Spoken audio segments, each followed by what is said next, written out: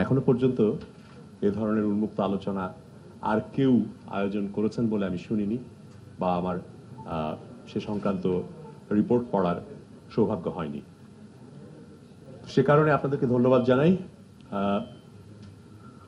আপনাদের আর কোনো কাউকে সম্বোধন করে সময় নষ্ট না করে আমি আমার বক্তব্যে চলে যাই। এবছরে বিশ্ব মুক্ত গণমাধ্যম দিবসের প্রতিপাদ্য ছিল যে সাহসী নতুন দুনিয়ায় সাংবাদিকতা, সংবাদ মাধ্যমের স্বাধীনতা ও গণমাধ্যমে কৃত্রিম বুদ্ধিমত্তার প্রভাব। বাস্তবতা কিন্তু অত্যন্ত বেদনাদায়ক। এবছরেই প্রথম 4 মাসে 15 জন ফিলিস্তিনি সাংবাদিক প্রাণ হারিয়েছেন এবং ফিলিস্তিনি সাংবাদিক ইউনিয়নের তথ্য মতে 2023 সালের অক্টোবর থেকে এ পর্যন্ত নিহত সাংবাদিকের সংখ্যা 200 জন। এই যে সাংবাদিক এত সংখ্যক মারা গেলেন, এই ট্র্যাজেডির পেছনে একটা গুরুত্বপূর্ণ দিক হচ্ছে যে বিশ্ব শক্তি যারা নিজেদেরকে মুক্ত বিশ্বের, মুক্ত চিন্তার এবং সংবাদ মাধ্যমের স্বাধীনতা, মত প্রকাশের স্বাধীনতার চ্যাম্পিয়ন হিসেবে দাবি করেন, তারা কিন্তু নীরবতা পালন করছেন। শুধুমাত্র এই সাংবাদিকদের ফিলিস্তিনি পরিচয়ের কারণে এ কথা বলার অপেক্ষা রাখে না। যদি অন্য কোনো পশ্চিমা সাংবাদিক সেখানে প্রাণ হারাতেন, তাহলে কি পরিমাণে বিক্ষোভ আমরা দেখতাম, কি পরিমাণে ক্ষোভ আমরা দেখতাম। এই ধরনের একটা দ্বৈত নীতি আছে, এটা অস্বীকার করা যাবে না। তার চেয়েও উদ্বেগজনক বিষয় যে এই যে ইসরায়েলি সামরিক বাহিনী যে নিষ্ঠুরতা চালাচ্ছে, যে গণহত্যা তুল্য হত্যাকাণ্ড চালাচ্ছে, তার পেছনে তারা কিন্তু এই কৃত্রিম বুদ্ধিমত্তার এআই এর প্রযুক্তি ব্যবহার করছে এবং এই এআই প্রযুক্তি কারা দিচ্ছে? পশ্চিমা বিশ্বের দেশগুলোই দিচ্ছে, মুক্ত গণতন্ত্রের দেশগুলো থেকেই তারা পাচ্ছে। আরো ওই সমস্ত দেশের যে বৃহৎ প্রযুক্তি কোম্পানি, তারা এগুলো সরবরাহ করছে। সুতরাং আমরা যখন আলোচনা করব যে সংবাদ মাধ্যমে স্বাধীনতার ক্ষেত্রে, মুক্ত সংবাদ মাধ্যম সংবাদ চর্চার ক্ষেত্রে এআই নিয়ে আমাদের কথা বলতে হবে বা এআই এর কথা চিন্তা করতে হবে যে এআই কে আমরা কিভাবে সৃজনশীলভাবে ব্যবহার করতে পারি, তখন কিন্তু এআই এর সামরিক ব্যবহার, বিশেষ করে মানুষের কণ্ঠ বন্ধ করার জন্য, সংবাদ মাধ্যমের সাংবাদিকদেরকে টার্গেট করার জন্য, সে প্রসঙ্গটা এড়িয়ে যাওয়ার কোনো উপায় নেই এবং সেটা উচিত হবে না। আমরা এআই এর এই কথার পাশাপাশি মধ্যপ্রাচ্যের বাইরে যদি বিশ্বের অন্যান্য দিকটায় তাকাই, তাহলে এখন সাংবাদিকতা সবচাইতে বড় হুমকির মুখে পড়ছে কোত্থেকে? সেটা মার্কিন যুক্তরাষ্ট্র। ডোনাল্ড ট্রাম্পের যুক্তরাষ্ট্রের 47তম প্রেসিডেন্ট হিসাবে অভিষেক তথাকথিত মুক্ত বিশ্ব সংবাদ মাধ্যমের স্বাধীনতার সংজ্ঞাকে পুনর্নির্ধারণ করেছে।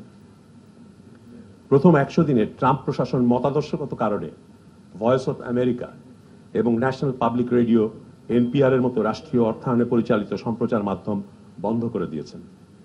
হোয়াইট হাউসের তালিকা থেকে অপছন্দের সাংবাদিকদের বের করে দিয়েছেন এবং মূলধারা সংবাদ মাধ্যম বাদ দিয়ে উগ্র ডানপন্থী মাগা মতাদর্শের অনুগত প্রান্তিক গণমাধ্যমগুলোকে সেখানে জায়গা দেওয়া হয়েছে। প্রথম মেয়াদে সাংবাদিকদের গণশত্রু হিসাবে অভিহিত করা ট্রাম্প তার সাংবাদিকতা বিরোধী অভিযান এবার আরো জোরদার করেছেন।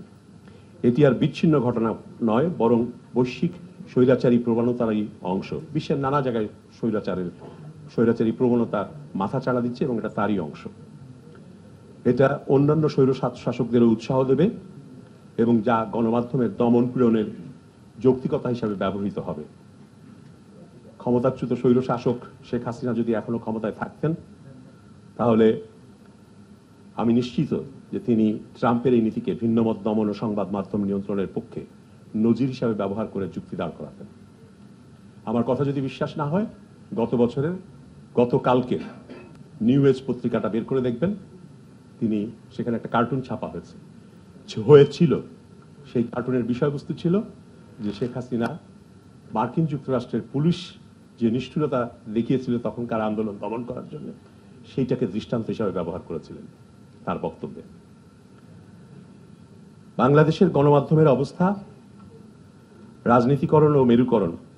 সাম্প্রতিক সময়ে প্রধান উপদেষ্টা অধ্যাপক মোহাম্মদ ইউনূসের নেতৃত্বাধীন অন্তর্বর্তী সরকারের অধীনে যে কমিশন গঠিত হয়েছিল, সেই কমিশনের দায়িত্ব দেওয়া হয়েছিল স্বাধীন, শক্তিশালী ও বস্তুনিষ্ঠ সংবাদ মাধ্যম গড়ে তোলার জন্য সংস্কার প্রস্তাব তৈরি করা। যাদের কাছে কাগজ আছে, ছাপা কিন্তু ভুল আছে।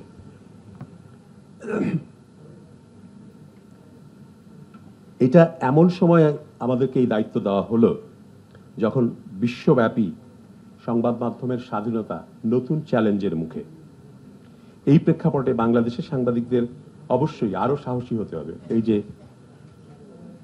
রোডম্যাপ, কি ব্রেভ নিউ বাংলাদেশ, আমাদের ব্রেভ হওয়া, আরো ব্রেভ হওয়া, এটা এখন কঠিন হয়ে পড়েছে বৈশ্বিক বাস্তবতার কারণে। আমরা ইতিমধ্যে আমাদের ব্রেভনেস দেখিয়েছি। আমাদের 6 জন সাংবাদিক গত আন্দোলনে প্রাণ উৎসর্গ করেছেন। তারা তাদের দায়িত্ব পালন করতে যে প্রাণ হারিয়েছেন। তো সেখানে আর ফিলিস্তিনিদের এই যে প্রাণদানের কথা আমি বললাম, এগুলো সবকিছুই আমাদের অনুপ্রেরণা, আমাদেরকে আরো সাহসী হতে অনুপ্রাণিত করবে।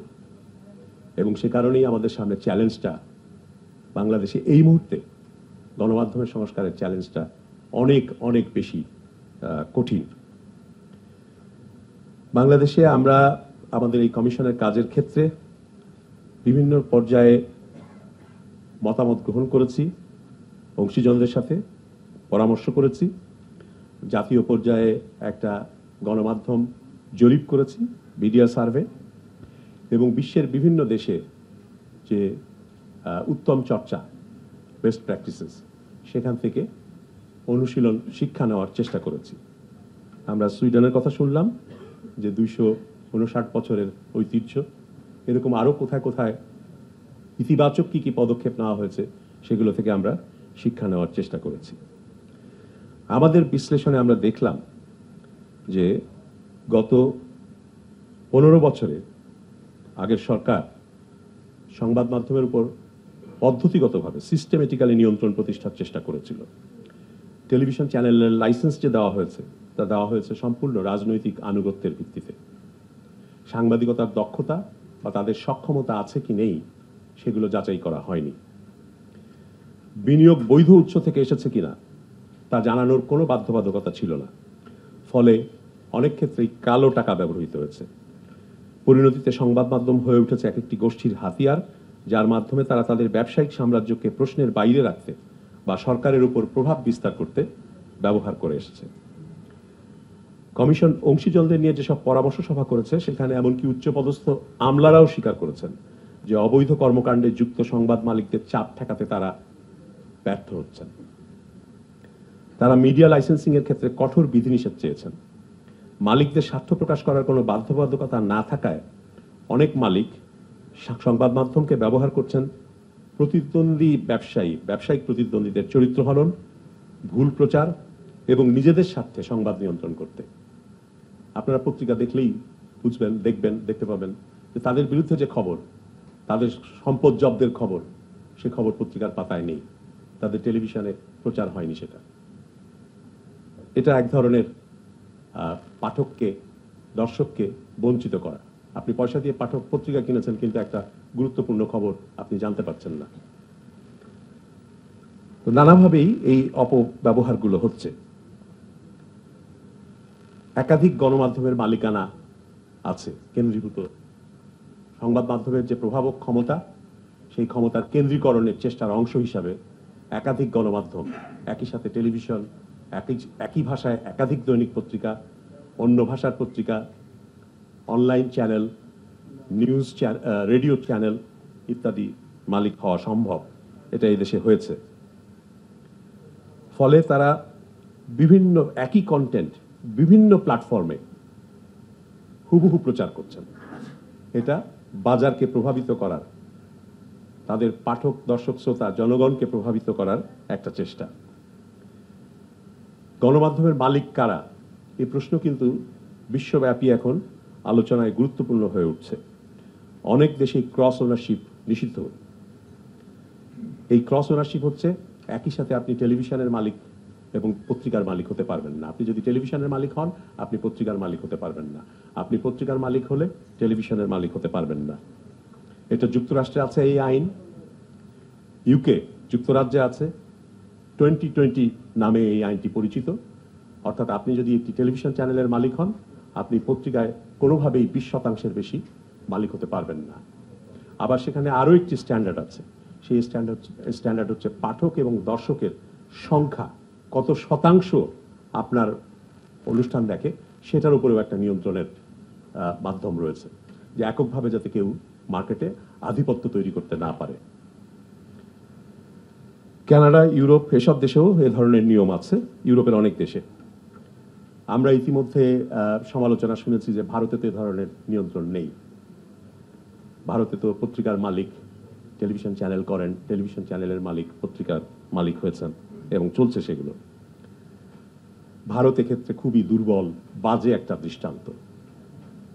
আমরা জানি গণমাধ্যম সূচকে ভারতের অবস্থান কোথায়, আমাদেরও নিচে। ভারতের গণমাধ্যম গদি মিডিয়া নামে পরিচিত, যেটা আমাদের এখানে গণমাধ্যমের অবস্থা গত 15 বছরে হয়েছিল। যদিও আমরা গদি মিডিয়া বলিনি, কিন্তু আরো অন্য কিছু বলা হয়েছে। আমরা কি সেটা চাই? সেই ধারা অব্যাহত রাখতে চাই? গণমাধ্যমকে জবাবদিহিমূলক করা দরকার। এখানে মালিকানার প্রশ্নটা যেভাবে এখন কেন্দ্রীভূত হয়ে যাচ্ছে, সেখানে এটার বিকেন্দ্রীকরণ, গণতন্ত্রায়ন দরকার। অনেক দেশেই আমরা, এমনকি যুক্তরাষ্ট্রে বলা হয় যে ব্লুমবার্গ কিংবা আপনার Fox news, Wall Street journal, এই সমস্ত পত্রিকার কথা বলা হয় যে রুপার্ট মার্ডকের তো ওটা সাম্রাজ্য, নিউজ ওয়ার্ল্ড, কিন্তু ওগুলো কিন্তু পাবলিক লিমিটেড কোম্পানি, স্টক এক্সচেঞ্জে ওগুলো ট্রেডিং হয়। রুপার্ট মার্ডক এবং তার পরিবারকে শেয়ার হোল্ডারদের কাছে এসে জবাবদিহি করতে হয় বছরে একবার না একবার। আমাদের এখানে ব্যক্তি মালিকদের তা করতে হয় না। একটা ন্যূনতম কিছুটা ডিফিউশন মালিকানায় প্রয়োজন। সেই জন্য আমরা বলেছি যে গণমাধ্যমের মোটামুটি মাঝারি এবং বড় যে কোম্পানিগুলো আছে, সেগুলো শেয়ার বাজারে চলে যাওয়া উচিত। শেয়ার বাজারে তালিকাভুক্ত হলে তারা অন্তত তাদের আয় ব্যয়ের হিসাব, তাদের নীতি, এগুলো ডিসক্লোজার দিতে বাধ্য হবেন, প্রকাশ করতে বাধ্য হবেন। এখানে প্রশ্ন এসছে যে বাংলাদেশের গণমাধ্যম লাভজনক না, সুতরাং যেহেতু লাভ করে না, সারাক্ষণ লোকসানের মুখে আছে, তো এইসব প্রতিষ্ঠানের শেয়ার বাজারে ছাড়লে সে শেয়ার কেউ কিনবে না, আন্ডার সাবস্ক্রাইবড হবে। কথাটা কিন্তু একেবারে সত্য না। আমরা রেজিস্টার অফ জয়েন্ট স্টক কোম্পানিজের কাছ থেকে প্রতিটি মিডিয়া কোম্পানির হিসাব নিয়েছিলাম, যাচাই করেছি। অনেকেই আপডেট হিসাব দেন না, কারো কারো হিসাব সেই 2013 সালের, কারো কারো হিসাব 2023 সালের, কারো কারো 21-22 এরকম। কিন্তু সর্বশেষ হিসাব যাদের পাওয়া গেছে, সেগুলোর ভিত্তিতে আমরা দেখেছি অন্তত 1.5 ডজন কোম্পানি প্রফিট করে। আমাদের এখানে আজকে আছেন মালিক, সংবাদপত্র মালিক সমিতির সভাপতি একে আজাদ, তার কোম্পানি কিন্তু প্রফিট করেন। যদি 18টা কোম্পানি প্রফিট করতে পারে, তাহলে তাদের নিশ্চয়ই শেয়ার বাজারে যাওয়ার সক্ষমতা আছে। এবং শেয়ার বাজারে যে শুধুমাত্র লাভজনক কোম্পানি যায় তা কিন্তু না। বিশ্বের বহু দেশেই সামাজিক উদ্যোগ শেয়ার বাজারে তালিকাভুক্ত হয়, আমাদের দেশেও এটা হতে পারে। সে কারণে আমরা এই প্রস্তাব দিয়েছি। আসলে মূল সমস্যা এখন গণমাধ্যমে যেটা হয়ে গেছে, সেটা হচ্ছে সংখ্যাতিরিক্ত সংখ্যায়, বিপুল সংখ্যায় গণমাধ্যম প্রতিষ্ঠান শুরু হয়েছে, কাজ করতে শুরু করেছে, এবং তারা লাভজনক না হলেও যেন তেনভাবে তাদের প্রতিষ্ঠান চালাচ্ছে। এই যে যেন তেনভাবে প্রতিষ্ঠান চালানো, এটার কারণে যেটা হয় সেটা হলো তারা একদিকে বিজ্ঞাপন নেবার জন্যে নানাভাবে ছাড় দেন, অনৈতিক প্রতিযোগিতায় লিপ্ত হন, ফলে খারাপ বাজার আরো খারাপ হচ্ছে, আরো দুর্বল হচ্ছে। আর একদিকে যেটা করেন সেটা হলো তারা পৃষ্ঠপোষকতা, সরকারের অথবা বিভিন্ন গোষ্ঠীর পৃষ্ঠপোষকতার উপর নির্ভরশীল হয়ে পড়েন, তাদের দয়া দাক্ষিণ্যের উপর নির্ভরশীল হয়ে পড়েন।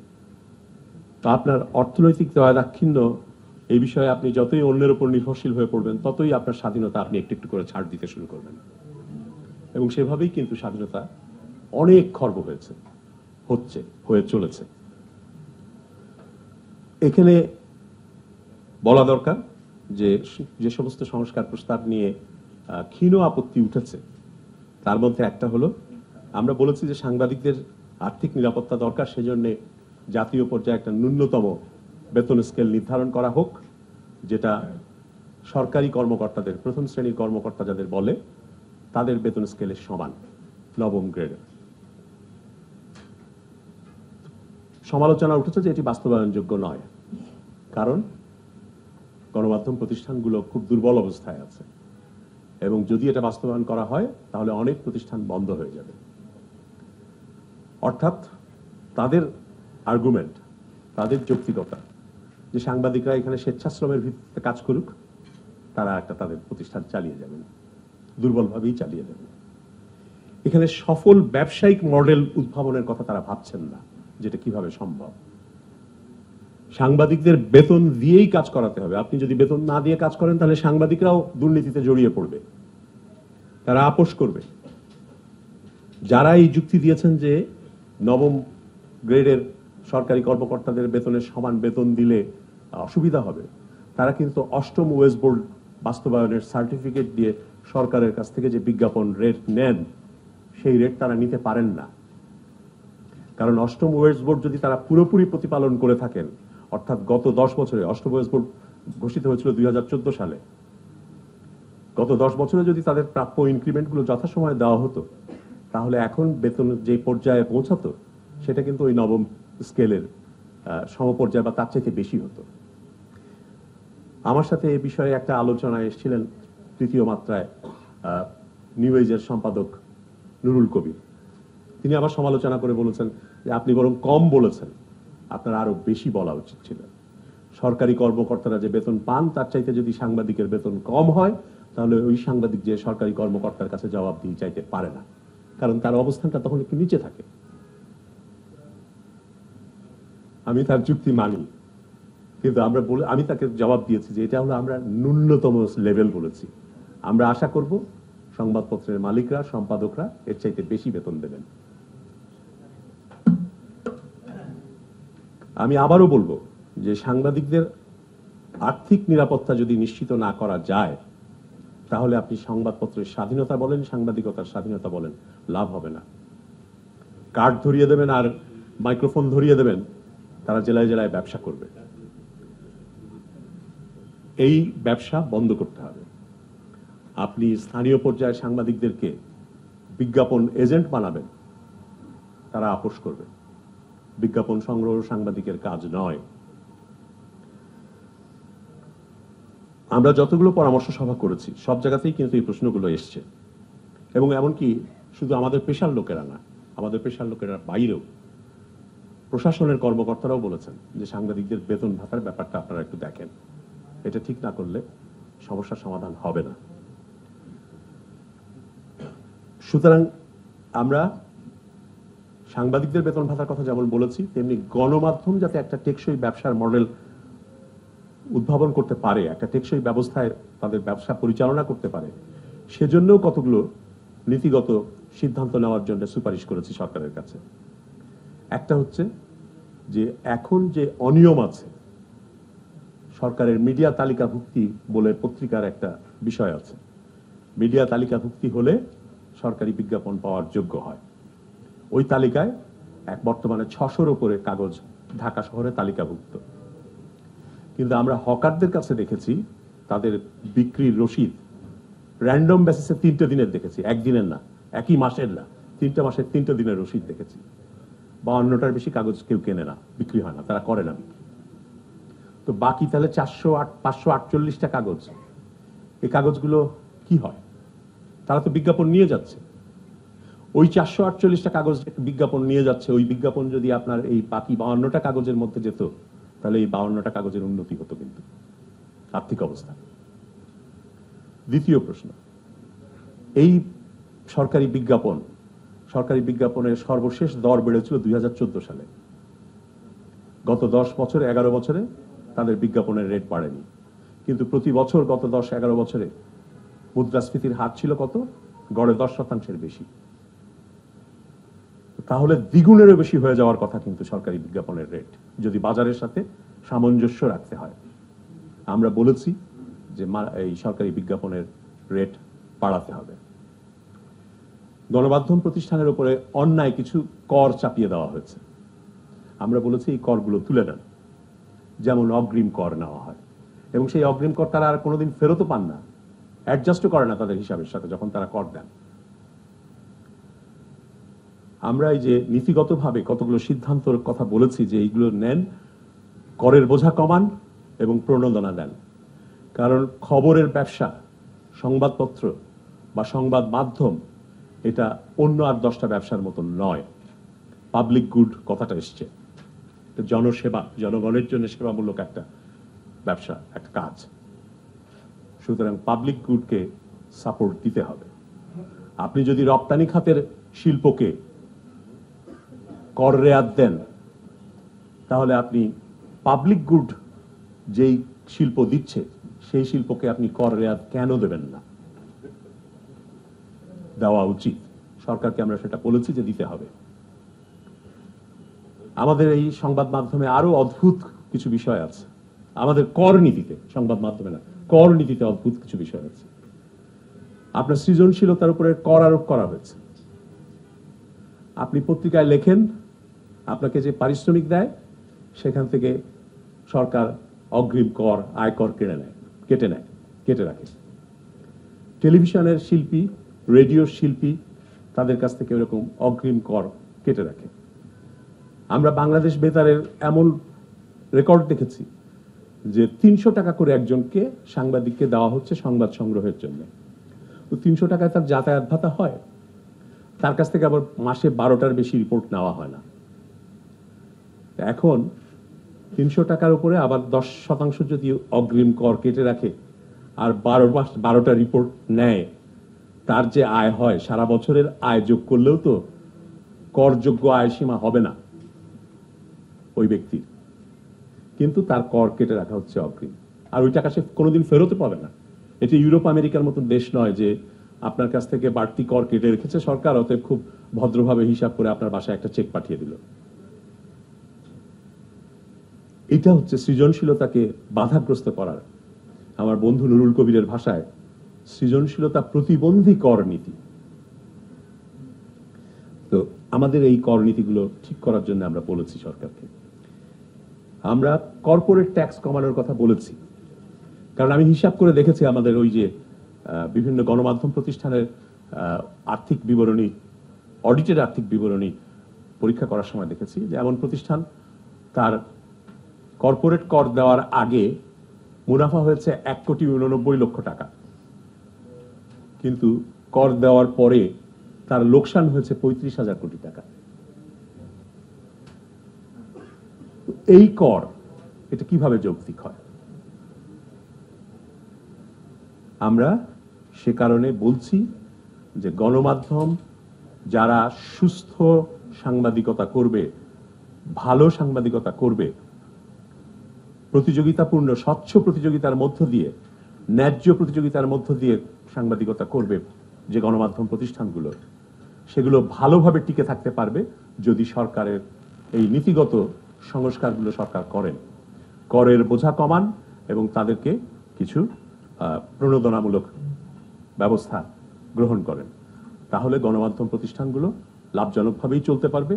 লাভজনক মানে অন্যান্য লাভজনক ব্যবসার মতন না, পাবলিক গুডের জন্যে যে মিশনারি একটা কমিটমেন্ট থাকে, সেই কমিটমেন্ট নিয়ে প্রতিষ্ঠানগুলো ভালোভাবে টেকসই মডেলেই চলতে সক্ষম হবে। আমাদের সংবাদ মাধ্যমের সংস্কার নিয়ে যখন আলোচনা করছি, তখন স্বাধীন সাংবাদিকতার জন্য বর্তমান বৈরী পরিবেশের প্রসঙ্গ এড়িয়ে যাওয়াটা সমীচীন না, এটা যাওয়া যায় না। এখনো সাংবাদিকরা গালাগালির শিকার হন, মৌখিক আক্রমণ যেটাকে বলে, হুমকি দেওয়া হয়, ফিজিক্যাল অ্যাসল্ট হচ্ছে, মিথ্যা মামলা হচ্ছে, হত্যা মামলা, সাংবাদিকতা হত্যা করতে যায়নি। হ্যাঁ, অনেকে তার রাজনৈতিক কারণে, রাজনৈতিক মতাদর্শ, রাজনৈতিক বিশ্বাস কিংবা রাজনৈতিক দলের সক্রিয় সমর্থক হওয়ায় উস্কানিমূলক সহিংসতায় উস্কানি দিয়েছেন, সেজন্য সহিংসতায় উস্কানি দেওয়ার মামলা হতে পারে, আইনে সেই বিধান আছে।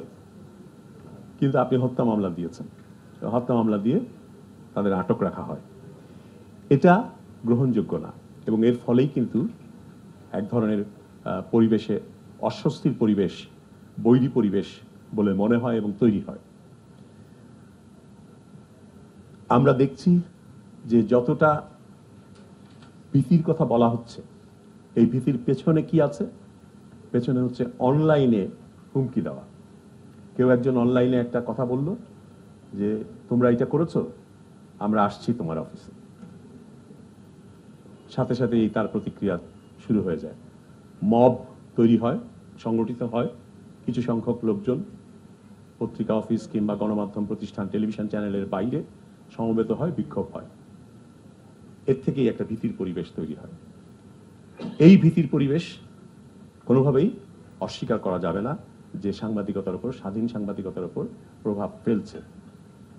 আমাদের গণমাধ্যম সূচকে যে 16 ধাপ অগ্রগতি হয়েছে, এটা কেবলমাত্র সূচনা। এই সূচনার কারণও আছে। কারণ হচ্ছে সরকারের তরফ থেকে বলা হয়েছে স্পষ্ট করেই যে তারা কোনো গণমাধ্যমে গত 15 বছরের মতন ফোন করেন না, যে এই শিরোনাম নামান, এই খবর যাবে না, এই খবরটা বড় করে দেন, এরকম কোনো টেলিফোন এখন আর করেন না। এখন কোনো গোয়েন্দা সংস্থার থেকে ফোন আসে না কোনো বার্তা কক্ষে।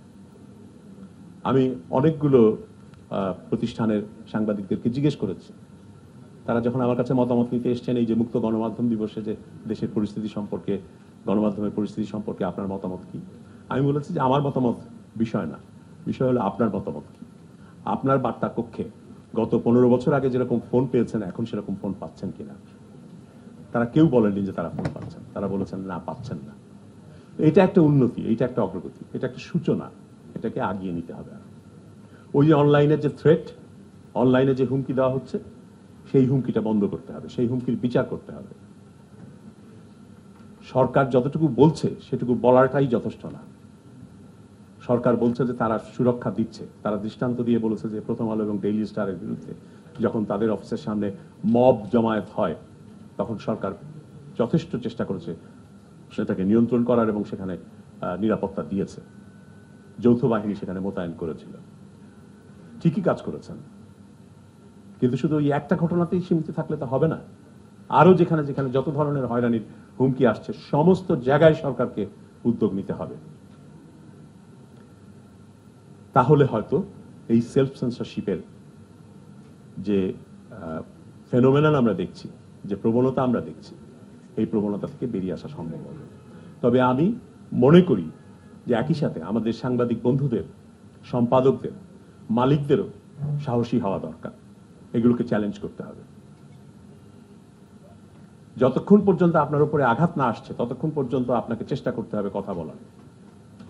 আমরা যদি মোকাবেলা না করি তাহলে এটা হবে না। এ কথা সত্য, আমাদের সাংবাদিক ইউনিয়ন দুর্বল, রাজনৈতিকভাবে বিভাজিত, যে কারণে কোনো ঐক্য দেখা যায় না।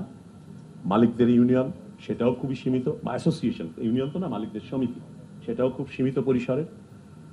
সম্পাদকদের পরিসর সেটাও, সংগঠন সেটাও খুব সীমিত পরিসরে।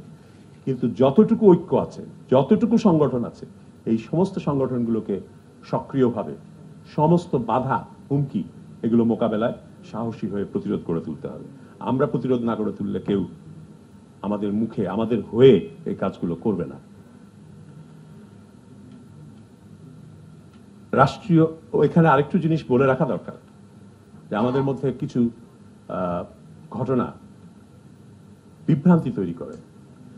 যেমন সাংবাদিকরা, এই যে মামলার কথা বললাম, অনেক মামলাই কিন্তু হচ্ছে তাদের রাজনৈতিক কারণে, রাজনৈতিক বিশ্বাস, রাজনৈতিক সক্রিয়তা, রাজনৈতিক সক্রিয় কর্মী। আপনি ধরেন নারায়ণগঞ্জে ওই যে আন্দোলনের সময় ছাত্রদের আন্দোলন দমনের জন্য দুজন সাংবাদিক অস্ত্র হাতে মিছিলে অংশ নিয়েছিল না? এখন তার বিরুদ্ধে যদি মামলা হয়ে থাকে, আপনি কি বলবেন যে এটা সাংবাদিকদের বিরুদ্ধে মামলা হয়েছে? সেটা তো বলা অন্যায় হবে। সারা দেশে কিন্তু এরকম অনেক ঘটনা আছে। সাংবাদিকরা তদবির করেন। আমি ওই আগে বলেছি আর্থিক নিরাপত্তাহীনতার কারণে তারা নানা ধরনের সাইড ব্যবসা, মানে দ্বিতীয় আর একটা পেশা বেছে নেন। কেউ ঠিকাদারি করেন, কেউ কারোর সাথে পার্টনারশিপে অন্য ব্যবসা করেন, এবং সেই ব্যবসায়িক বিরোধ থেকে এই গত 15 বছরে বিভিন্ন সময় বিরোধ হয়েছে, এখন সুযোগ পেয়েছে আপনাকে হয়রানি করার জন্য মামলা দিয়েছে। কিন্তু মামলার খবরটা হবে সাংবাদিকের বিরুদ্ধে মামলা, যদিও সেটা সাংবাদিকতা পেশা সংক্রান্ত নয়। আমাদেরকে তাই খুব ক্লিয়ারলি চিহ্নিত করতে হবে যে সাংবাদিকতার জন্য কোন মামলাটা হয়েছে এবং কোথায় কে আক্রান্ত হয়েছেন। তাহলে খুব স্পষ্টভাবে সেটার বিরুদ্ধে অবস্থান নেওয়া সম্ভব। কিন্তু এটাকে মিলিয়ে ফেলা যাবে না, গুলিয়ে ফেলা যাবে না। এ ব্যাপারে আমাদের নিজেদেরই দায়িত্ব আছে। এই দায়িত্বটা পালন করতে হবে। এই দায়িত্বটা কে পালন করবে? এই দায়িত্বটা পালন করার জন্যই আমরা কিন্তু কমিশনের কথা বলেছি। স্থায়ী একটা গণমাধ্যম কমিশন থাকুক, করা হোক। সেই গণমাধ্যম কমিশন পেশার মান মেনে চলা হচ্ছে কিনা, পেশার নৈতিকতা মেনে চলা হচ্ছে কিনা, নীতি নৈতিকতা, সেটা দেখবে, ইন্ডিপেন্ডেন্টলি তদন্ত করবে। আমরা যদি ওই ধরনের ঘটনা সরকারকে তদন্ত করতে দেই, সরকার পক্ষপাত করবে, ওটা বিশ্বাসযোগ্য হবে না। কিন্তু ওইটা ইন্ডিপেন্ডেন্ট কোনো বডি, বিশেষ করে সেলফ রেগুলেটরি বডি যদি হয় গণমাধ্যম কমিশনের মতন, তাহলে সেটা বিশ্বাসযোগ্য হবে।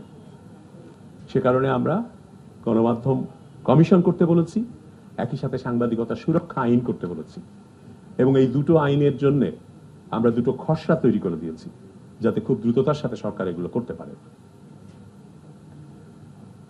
5 সপ্তাহ চলে গেছে, এখন বোধহয় 6ষ্ঠ সপ্তাহ চলছে।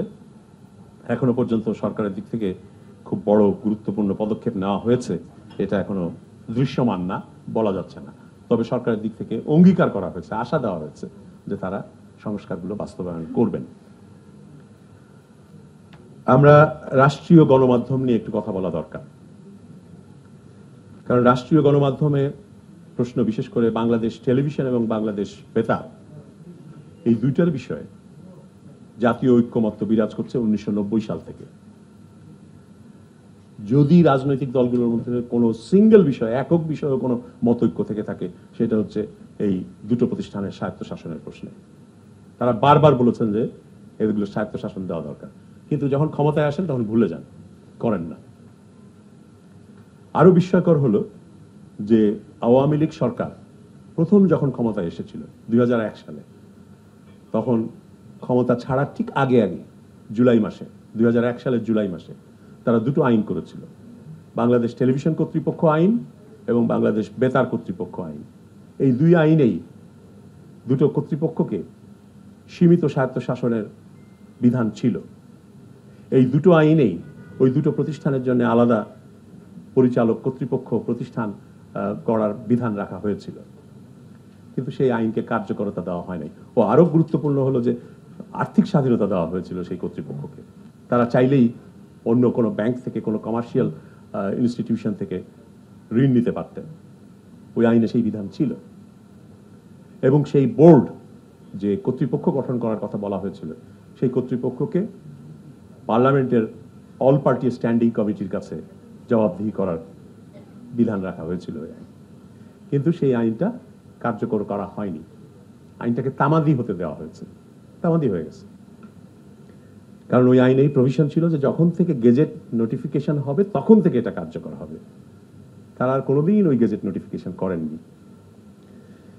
এখন এই দুটো প্রতিষ্ঠান, তাদের ক্রেডিবিলিটি ক্রমশ কমতে কমতে কমতে কমতে শূন্যের কোঠায় এসে নেমেছে। কিন্তু তাদের বাজেট বাড়তে বাড়তে বাড়তে এখন 530 কোটি টাকার মতন তারা বছরে বাজেট পাচ্ছেন। 319 কোটি টাকা টেলিভিশনের বাজেট, 205 কোটি টাকা বাংলাদেশ বেতারের বাজেট। এই এত কোটি টাকা কেন অপচয় হবে? তাতে পাবলিক গুড কতটুকু অর্জিত হচ্ছে? আবার আরেকটি সরকারি প্রতিষ্ঠান বাংলাদেশ সংবাদ সংস্থা, এমনিতেই এখন সারা দুনিয়ায় নিউজ এজেন্সি খুব কষ্টের মধ্যে আছে, কারণ এখন 24/7 24 ঘন্টায় টেলিভিশন রেডিও সব চালু আছে, অনলাইন, মুহূর্তের মধ্যে সেগুলোতে খবর তৈরি হয়ে যাচ্ছে, খবর পৌঁছে যাচ্ছে সব জায়গায়, দুনিয়ার এক প্রান্ত থেকে আরেক প্রান্তে চলে যাচ্ছে। আগে বার্তা সংস্থার কাজ ছিল এইটা, যে তারা অন্যান্য নিউজ রুমকে পত্রিকা এবং টেলিভিশনের নিউজ রুমগুলোকে অ্যালার্ট করত ব্রেকিং নিউজ দিয়ে যেটা আসছে এবং তার বিস্তারিত দিত। এখন তো পরিস্থিতি পাল্টে গেছে। এমনিতেই যখন এই প্রতিকূলতা রয়েছে, সাধারণভাবে তাদের এমনিতে হিসাব করেও যদি দেখেন বাসুসের গ্রাহক সংখ্যা অনেক কমে গেছে। অনেক গণমাধ্যম প্রতিষ্ঠানই তাদের আর সাবস্ক্রিপশন নেয় না, পয়সা দেয় না। কিন্তু এই প্রতিষ্ঠানটা রাজনৈতিক কারণে অনেকের পুনর্বাসন কেন্দ্রে পরিণত হয়েছে। এটা আমার কথা না, বাসসে যারা কাজ করেছেন তারা বলেছেন যে এটা পুনর্বাসন কেন্দ্রে পরিণত হয়েছে। আর তার জন্য কত খরচ হয়? 38 কোটি টাকা বছরে। আমরা বলেছি বাংলাদেশ বেতার এবং বাংলাদেশ টেলিভিশন এই দুটোরই পেশাগত সাংবাদিকতার ক্ষেত্রে ঘাটতি রয়েছে, কারণ তাদের বার্তা কক্ষগুলো পরিচালনা করেন ওই যে সরকারি কর্মচারী যারা কর্মকর্তা যারা ওই যে বিসিএস দিয়ে এসেছে অথবা বিসিএস দেননি এরকম ইনফরমেশন অফিসাররা। পেশাদার সাংবাদিক সেখানে নাই বলতে গেলে। যারা কন্ট্রিবিউট করেন বাইরে থেকে তাদের সংখ্যাও খুব সীমিত, এবং ওই যে আমি বললাম যে যেহেতু পয়সার পরিমাণ খুবই কম, অর্থের পরিমাণ খুবই কম, সুতরাং সেখানে কোনো যোগ্য সাংবাদিক কাজ করেন বলে মনে হয় না। তো তাদের যেমন পেশাদারিত্বের ঘাটতি রয়েছে, বার্তা কক্ষ নেই, মানে প্রফেশনালি চালানোর মতন বার্তা কক্ষ নেই আধুনিক কালের মতন। সেরকম অন্যান্য টেলিভিশন কেন্দ্রে বা রেডিও স্টেশনে যে ধরনের বার্তা কক্ষ পাবেন, সংবাদপত্রে যে ধরনের বার্তা কক্ষ পাবেন, সেরকম কোনো বার্তা কক্ষ টেলিভিশন রেডিওতে পাবেন না। তাহলে বাসসকে যদি টেলিভিশন এবং রেডিওর সঙ্গে মার্জার করে দিয়ে ওই দুই প্রতিষ্ঠানের বার্তা কক্ষ হিসাবে, কেন্দ্রীয় বার্তা কক্ষ হিসাবে কাজে লাগানো যায়, সেটা হবে এই তিন প্রতিষ্ঠানের জন্য বরাদ্দকৃত সম্পদের সর্বোৎকৃষ্ট ব্যবহার। আমরা সেই পরামর্শ দিয়েছি। আমরা বলেছি এই তিনটাকে মার্জ করে দিয়ে একীভূত করে আপনারা জাতীয় সম্প্রচার সংস্থা করুন। সেটার নাম আপনারা কি দেবেন সেটা সরকারের বিষয়, কিন্তু আমরা সেটা করতে বলেছি। এগুলো যদি সরকার করার জন্য ব্যবস্থা নেয় তাহলে পরিস্থিতির অনেক পরিবর্তন হতে পারে। আমরা আমাদের প্রতিবেদন জমা দেওয়ার পরে আমাদের প্রতিবেদনে অনেকগুলো সুপারিশ রয়েছে। সেসব সুপারিশ আপনারা চাইলে, আমি নিশ্চিত যে আপনারা হয়তো দেখেছেন, যদি না দেখে থাকেন তাহলে ওয়েবসাইটে এটা দেখে নিতে পারেন। ওয়েবসাইটে পুরো রিপোর্টটা আছে। পুরো রিপোর্ট পড়ার ধৈর্য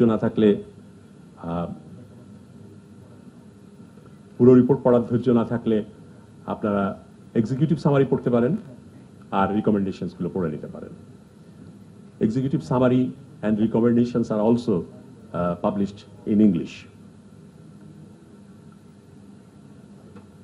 এগুলোতে এই রিপোর্টটা প্রধান উপদেষ্টার কাছে জমা দেওয়ার পরে উনি আমাদের কাছে বললেন যে যেগুলো সহজে দ্রুত বাস্তবায়নযোগ্য এবং আপনারা মনে করেন যে আশুকরণীয়, সেগুলোর একটা তালিকা দেন। আমরা সেটারও একটা তালিকা 48 ঘন্টার মধ্যে তার হাতে পৌঁছে দিয়ে এসেছি। আমি ব্যক্তিগতভাবে দিয়ে এসেছি। এখন সেখান থেকে অল্প কয়েকটা এখানে আমি উল্লেখ করতে চাই যেগুলো দ্রুত করা সম্ভব। এক পরিবার এক গণমাধ্যম নীতি কার্যকর করা যায়। এটা বিদ্যমান মালিকানা পুনর্গঠনের জন্য একটা সময়সীমা নির্ধারণ করে দিয়ে সরকার নীতিমালা দিতে পারে অথবা একটা নির্দেশনা জারি করতে পারে। তার জন্য আইন করার জন্য বসে থাকার কোনো প্রয়োজন হবে না, কারণ আপনি রাতারাতি এটা করতে পারবেন না। একটা সময়সীমা নির্ধারণ করে দিলে সেটা করা সম্ভব হবে। একই মালিকানাধীন উভয় মাধ্যমের কোম্পানিগুলোর প্রিন্ট ও ব্রডকাস্ট একটু তদন্ত করা উচিত, ইনভেস্টিগেট করা উচিত যে তারা কম্পিটিশন ল ভায়োলেট করেছে কিনা।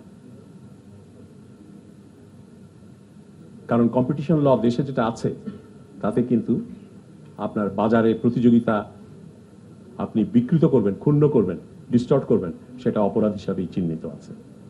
আপনি একই প্রোডাক্ট, একই খবর হুবহু দাঁড়ি, কমা, সেমিকোলন, শিরোনাম কোনো কিছু পরিবর্তন না করে 3টা কাগজে ছাপছেন, আরো দুটো মাধ্যমে প্রচার করছেন, এটা প্রতিযোগিতার সুষ্ঠু ন্যায্য প্রতিযোগিতার পরিপন্থী। সুতরাং এটা তদন্ত হওয়া উচিত।